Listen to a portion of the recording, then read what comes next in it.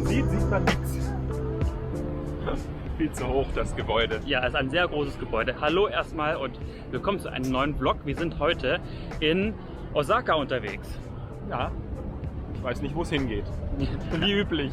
Ja, genau. Er läuft immer nur hinterher. Aber die erste Station und die wichtigste Station ist der Osaka Tempel, Osaka Castle. Das ist gar nicht so weit weg hier vom Hilton Osaka, ungefähr 3 Stationen mit der Bahn. Deswegen gehen wir jetzt gleich mal gegenüber in die Osakas.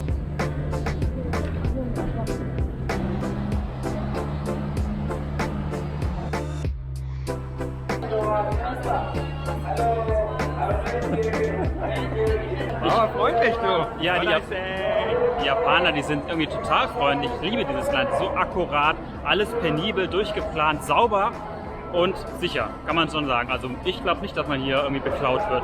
Das trauen die sich nicht.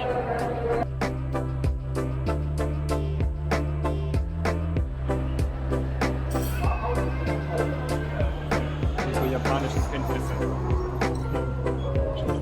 Ja.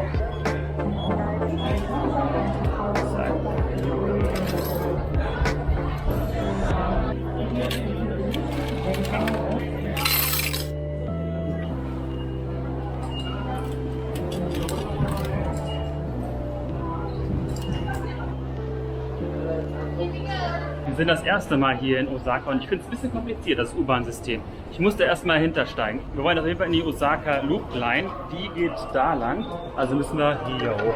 Und es ist genau aufgeteilt. Hier laufen, da verboten. Was dann?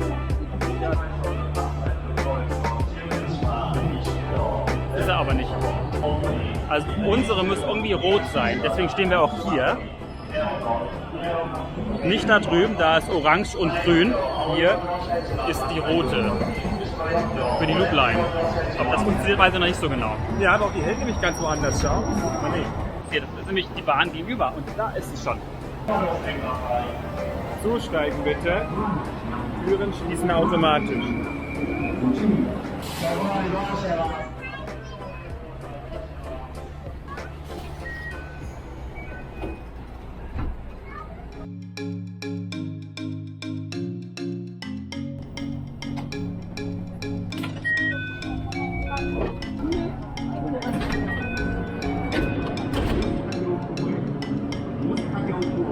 War ja doch recht einfach, jetzt hierher zu kommen. Hat gekostet 160 Yen pro Person, das ist 1,30 €. Also Zugfahren ist komfortabel, aber auch nicht die günstigste Sache. Man kann auch viel laufen, kann man machen, aber Osaka ist mega groß. Aber 1,30 € für so eine kurze Strecke, da kommt schnell mal was zusammen. Wir müssen also eigentlich bestimmt noch 3-4 Mal fahren. Es gibt aber auch die Möglichkeit, sich so eine aufladbare Karte zu besorgen, wie sie auch in Taipei und eigentlich in vielen ganz in den Großstädten der Fall ist, wo man das entsprechend auch zum Einkaufen verwenden kann in den Supermärkten. Machen wir jetzt aber nicht, weil wir sind nicht lang genug da. Und man kann sie in Tokio übrigens auch nutzen. Also die Karte, die in Tokio funktioniert zum Wiederaufladen, funktioniert hier in Osaka auch. Das ist das Gebiet um das Osaka Castle. Also eigentlich ist es ja eine Burg. Das Castle ist eine Burg hier. Und es ist riesig mit Burgmauern und einem Burgwald drumherum. Also wir haben ein bisschen Zeit brauchen heute, um das zu erkunden. Gut, auf geht's. Nee, ich muss da rein tun.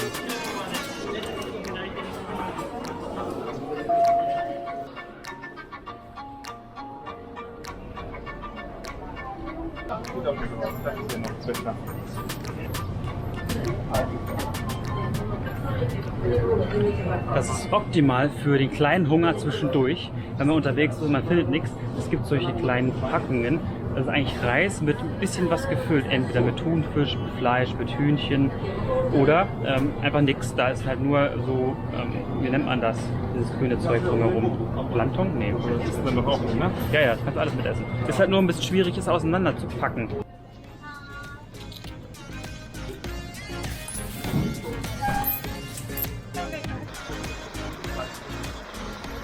Ja, das auch im letzten Mal auch Anleitungen drauf und trotzdem haben wir es nicht aufgekriegt.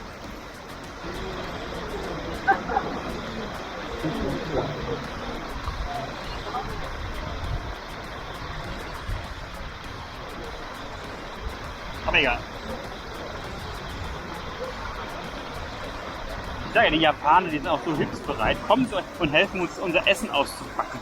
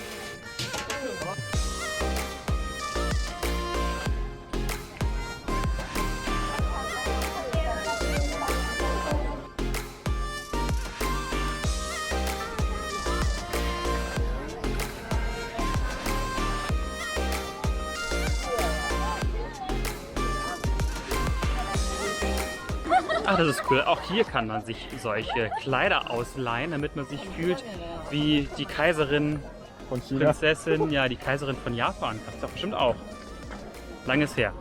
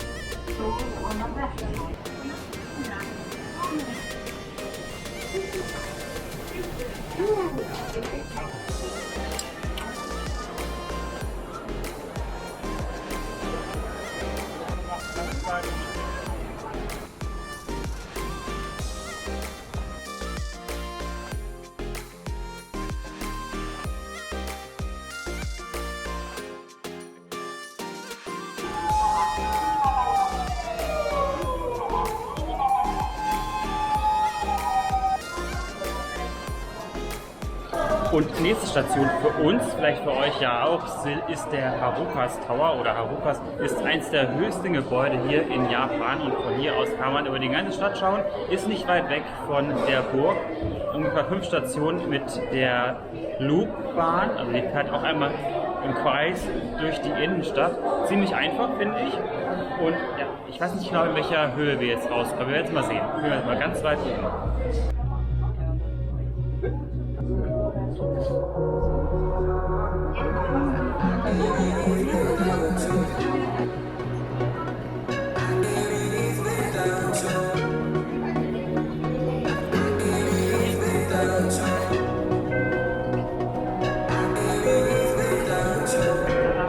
Wir haben jetzt übrigens 3000 Yen bezahlt, 15.500 für jeden und das sind 25 Euro insgesamt. Also günstig ist der Spaß jetzt nicht. Leider ist das Wetter auch nicht so toll, hoffentlich sehen wir genug, dass es auch lohnt.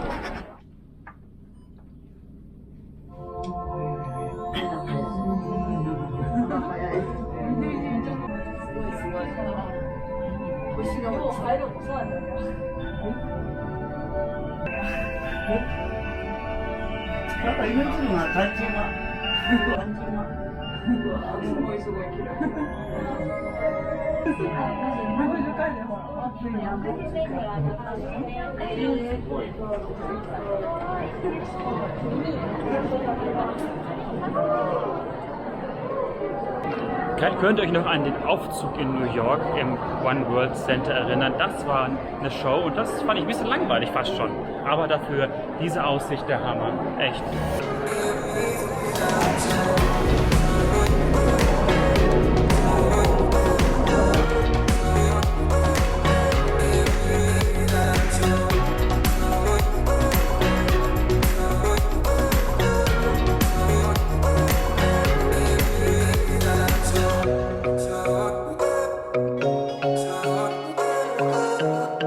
Nichts für Menschen mit Höhenangst. Wir sind jetzt hier im 60. Stockwerk. 300 Meter, also heißt ja auch 300. Observatory 300. Und ja, es ist hoch.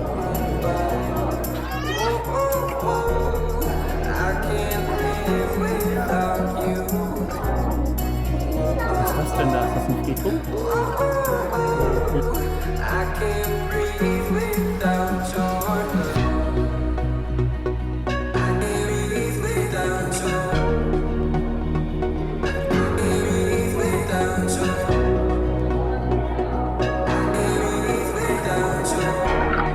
Nein, das ist nichts für uns. Wir sind gleich keine extremen Sportler. Also da wird uns keiner hochkriegen. Niemals. Ach, da unten, das ist auch ein relativ bekannter buddhistischer Tempel. Könnt ihr den da sehen? Da, ich glaube da. Das ist der Nachteil. Leider hat die... Was ist das? Ich versuche...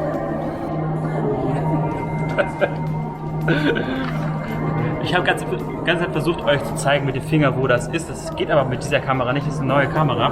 Die hat eine leichte Verzögerung im Monitor hinten. Das ist dann schwierig. Sieht riesig aus, die Stadt. Ist übrigens eigentlich die drittgrößte Stadt hier in Japan. Die größte Stadt ist Tokio. Dann kommt Yokohama, aber per Verordnung wurde Osaka zur zweitgrößten Stadt hier verordnet sozusagen. Lustig, 2,7 Millionen Einwohner. Gar nicht so groß. Berlin hat über 4 Millionen, aber sieht nicht so groß aus, wie von hier oben zu sehen. Schon Ja, krass. unfassbar. Wo man hinschaut hier, nur Stadt, Stadt, Stadt.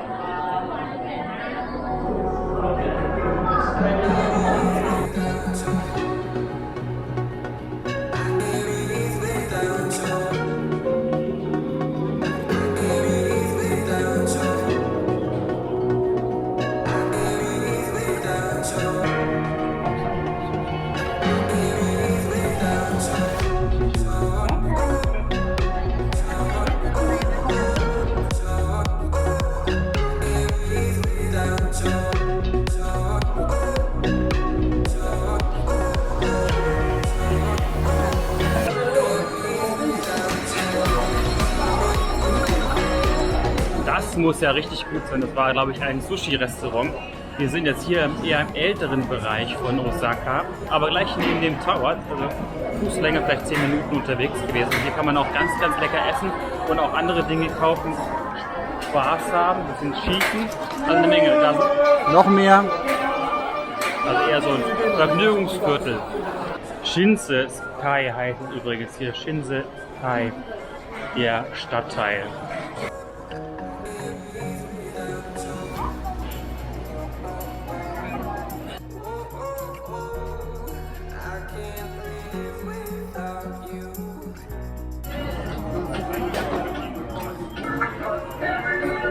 Die Japaner, die sind ja echt, können Dinge erfinden, die kennen wir ja eigentlich gar nicht. Es gibt ja All You Can Eat, das wisst ihr ja. Es gibt ja aber auch All You Can Drink.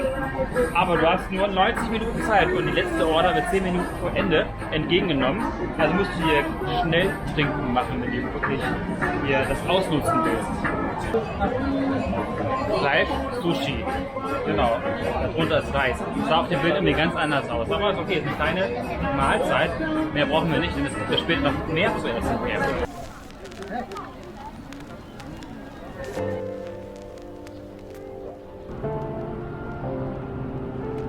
In Osaka gibt es so viele verschiedene Verkehrsmittel, Busse, Straßenbahn, so eine historische Straßenbahn sogar, verschiedene U-Bahn und auch Züge und also das Nahverkehrssystem hier in Osaka ist wirklich krass. Und Tanken in Japan.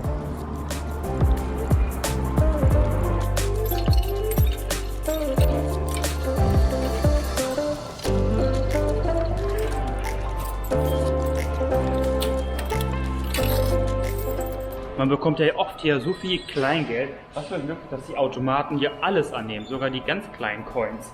Jetzt bin ich wieder etwas leichter mit meinem Portemonnaie, das war schon mega dick. Gut, jetzt geht es erstmal zurück ins Hotel. Heute Abend gehen wir dann nochmal in einen Bereich, wo es ganz viele Restaurants gibt, ähnlich wie das eben, nur halt im Dunkeln dann, das wird schön.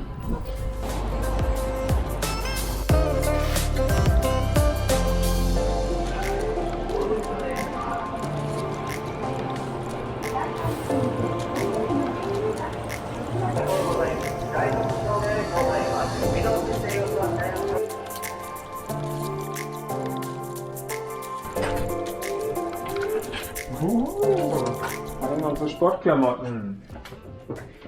Ja. Ja, das Zimmer ist jetzt nicht so riesig. Es ist aber ein Executive-Zimmer mit Zugang zur Lounge.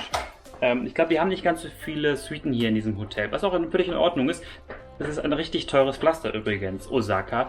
Ebenso wie Tokio. Man zahlt für ein Hotelzimmer schnell mal über 200 €. Und das muss noch nicht mal ein teures Hotel sein. Das ist normal hier. Also ich glaube, hat auch gelesen, dass laut Forbes-Liste Tokio und Osaka die teuersten Städte weltweit mit sind. Also Unterhalt und Ausgehen und Leben überhaupt. Also merkt man auch, wenn man draußen ist. So, jetzt gehen wir uns umziehen, das habe ich schon nochmal duschen, überall noch Sonnenmilch dran und dann gehen wir in die Lounge, zeigen wir euch die Lounge nochmal ein bisschen und werden noch eine Kleinigkeit essen und später wollen wir dann nochmal in die Altstadt.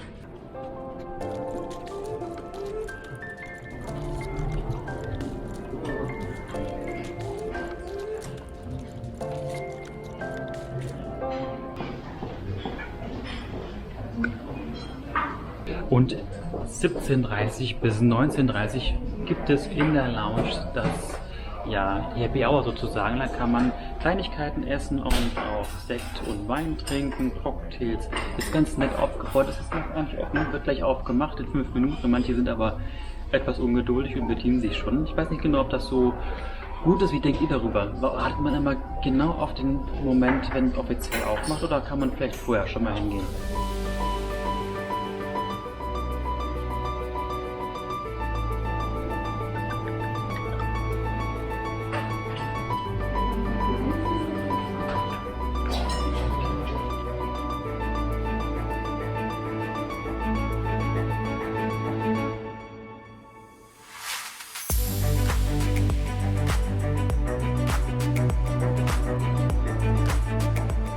So, ja, wir hatten jetzt eine tolle Zeit in der Lounge. Was machst du denn? Fast gegen die Wand gelaufen hier gegen das Ding.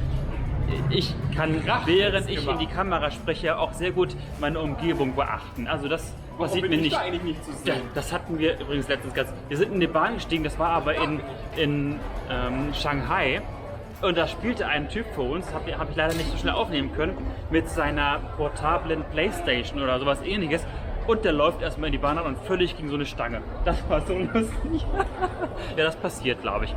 Gut, wir gehen jetzt erstmal zur Bahn. Wir müssen jetzt wieder ein bisschen runterfahren in Richtung Don-Togori. Da ist nämlich so eine Art, es ist kein Nachtmarkt, aber da spielt sich so viel ab hier abends mit Restaurants, Shopping und das, was man so erleben kann. Das ist eher so ein bisschen die Altstadt Sind von jemandem die Osaka. 60 Frames pro Sekunde aufgefallen? Fällt mir jetzt gerade auf. Wir haben eine neue Ich hab den Kamera. unterbrochen. Yotsubashi müssen wir.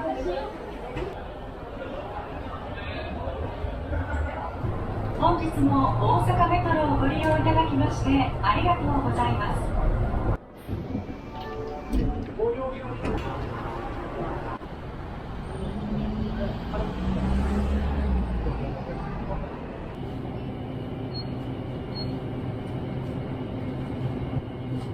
Du musst das Zero. Ich finde es ja interessant. Man kriegt hier so Strong Zero minus 196 Grad und dann hat das ganze Zeug 9% Alkohol. Ich meine, neben den Weinen. Also, das sieht aus wie so ein Kindergetränk hier, ja?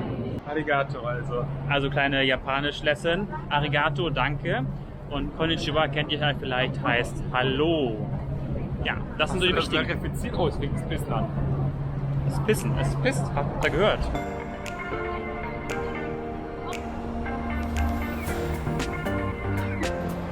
Das sieht nach einem Stefan. Ah, nee, das sieht nach einem Stefan Nein, Morgens aus, das- bevor er Kaffee hatte. Das, ist das ein Stefan? das bist doch wohl du. Bevor er Kaffee hatte?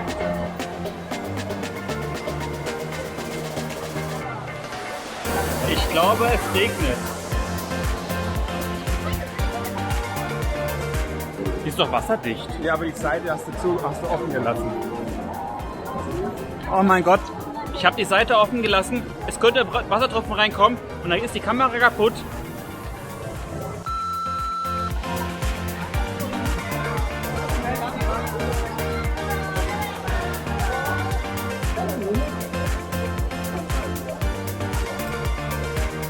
Hast du nicht Hunger auf sowas da? Ein Haufen Nudeln mit keine Ahnung was. Na klar.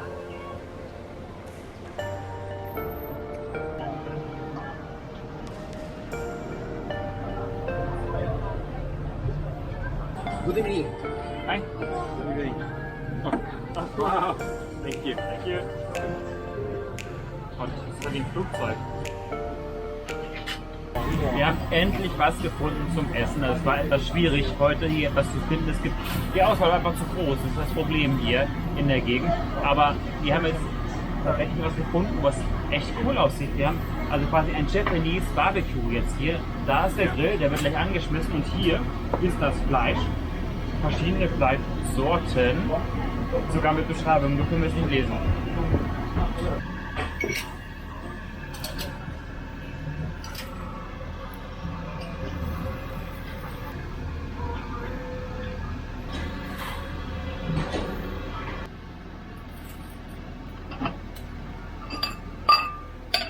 Jetzt haben wir zufällig, glaube ich, sogar eins der besten Restaurants hier in der Gegend erwischt. Ich muss nochmal recherchieren, welches das ist, dann würde ich es euch verlinken. Denn es gibt hier richtig frisches Fleisch zum Grillen, also quasi Barbecue. Und auf verschiedenen Platten. Und immer für 2 Personen. Jeder hat also quasi sein eigenes Stück Fleisch. Und wir haben bei den Nachbarn einfach abgeguckt, was die da haben. Dann haben wir gesagt, wir wollen genau das gleiche haben, weil es sah so gut aus. Oh ja. Wir hätten aber auf der Karte gar nicht gewusst, was es ist. Das ist ausgemacht, oder? Ja, aus. Ja. Thank you. Keine Probleme. Hast du gehört? Keine Probleme. Wow. Ja, viele Japaner, muss man aufpassen, können tatsächlich Deutsch sprechen. Ja, muss man aufpassen. Okay. Was auch immer wir jetzt haben. So, das sieht aber komisch aus. Das ist gar nicht gleich. Ich glaube, das ist da rein. Ich wissen also nicht, was wir essen. Das wussten wir beim Fleisch übrigens auch nicht. Du wusstest wenigstens, dass es Fleisch ist. Aber jetzt bin ich mir nicht sicher, ob es auch Fleisch ist oder irgendwelche Gedärme.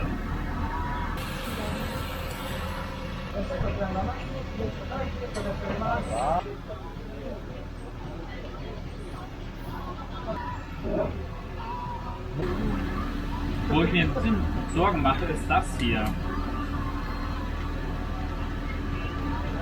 Ich weiß gar nicht, was das ist, wo das herkommt. Ich hab's geschluckt jetzt. Ich glaube, ich habe gerade nur Fett gegessen. Es war keine gute Entscheidung, das zu nehmen, aber ja, man muss es mal probieren, ansonsten weiß man es ja nicht. Und wenn die Nachbarn das alles hatten, dann kann es ja nicht schlecht sein. Alles Fett? Lieber Sayaki Ich glaube, ich kann das nicht essen. Das sieht aus wie War doch ein Bad, wenn es fertig gebraten ist. aus dem Turbo gezogen. Jetzt wird alles spannend. Jetzt habe ich alles hier, was es gibt. Ein Stück Fett hier zum Beispiel. Das kann ich nicht essen. Das kann ich auch nicht essen, das lass liegen. Augapfel. Oh. Da verbrennt er. Siehst du, da verbrennt das Fett. Aber er mag das, schau rechts neben mir, er mag das total. Die haben sich nur das Fett bestellt. Neben mir, ja. Guck mal.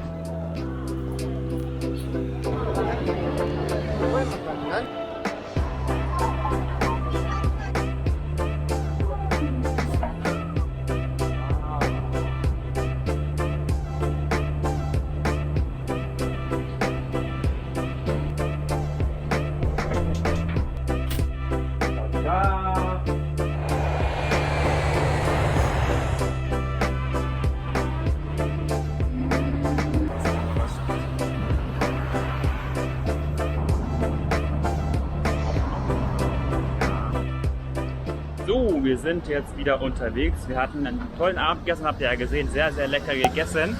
Und ja, jetzt haben wir schon wieder Mittag nach Sport, Frühstücken und so weiter. Bei uns dauert es ein bisschen immer. Sind wir jetzt schon wieder draußen und wollen eine Nudelsuppe essen. Wir waren am ersten Tag nämlich bei einer Nudelsuppe hier und die war mega lecker. Dominik hat etwas mit Tomate gehabt, ich was mit Schweinefleisch. Und jetzt nehmen wir beide nochmal das mit Tomate. Ja, das mit Tomate war so lecker, aber schaut es euch am besten selber mal an. Da ist er nämlich schon.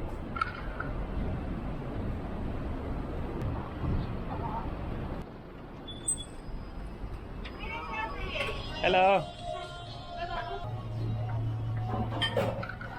Hier saßen wir nämlich beim ersten Tag auch schon. Ja, genau. Tour トマトツン。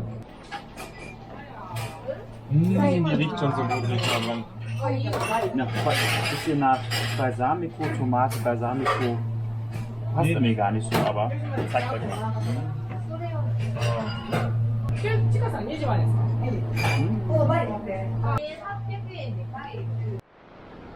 Arigato, sagen wir mal hier.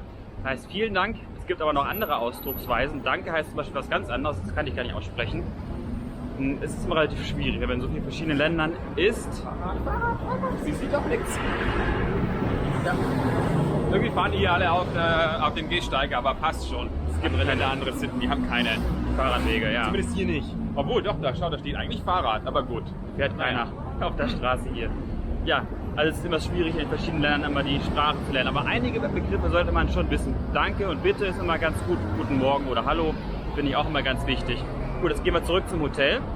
Und ich würde sagen, jetzt beenden wir den Vlog, oder? Genau, das soll es gewesen sein hier aus Osaka. Ein Tag plus Nudelsuppe oder Tomatensuppe, die war wirklich richtig lecker. Ich hoffe, euch hat es auch gefallen. Eigentlich ist Osaka ja so die Küche Japans. Wir schauen nochmal, ob wir heute Abend nochmal was Leckeres essen gehen können. Wir waren ja schon in dem Barbecue, aber es gibt noch so viel. Boah, das blendet aber. Mehr. Wir sagen vielen Dank fürs Zuschauen und bis zum nächsten Mal. Tschüss.